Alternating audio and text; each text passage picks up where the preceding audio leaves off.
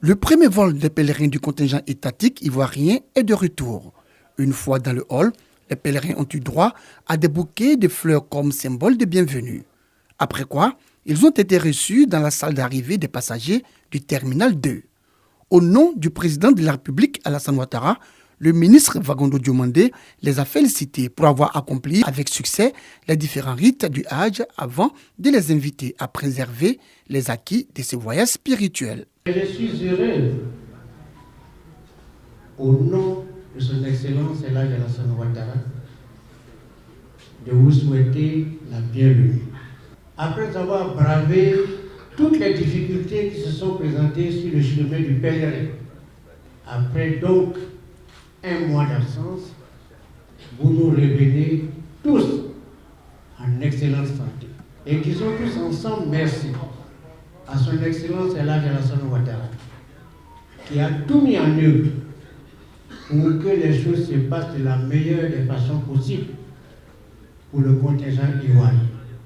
Le retour au pays des pèlerins constitue un événement majeur, un événement de la plus haute importance. Quand on sait les conditions dans lesquelles le pèlerinage de cette année s'est déroulé, nous avons malheureusement déploré dans d'autres contingents de très nombreux morts.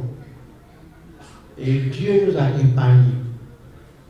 Car, évidemment, où on devait s'attendre au pire, nous n'avons malheureusement déploré que le départ de 4 de nos frères.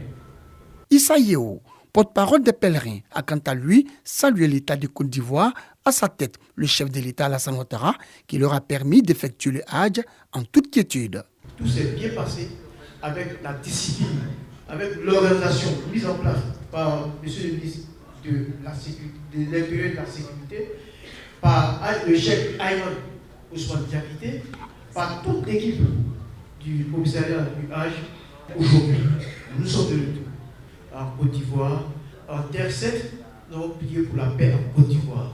Que l'avenir soit gratuit pour le pays.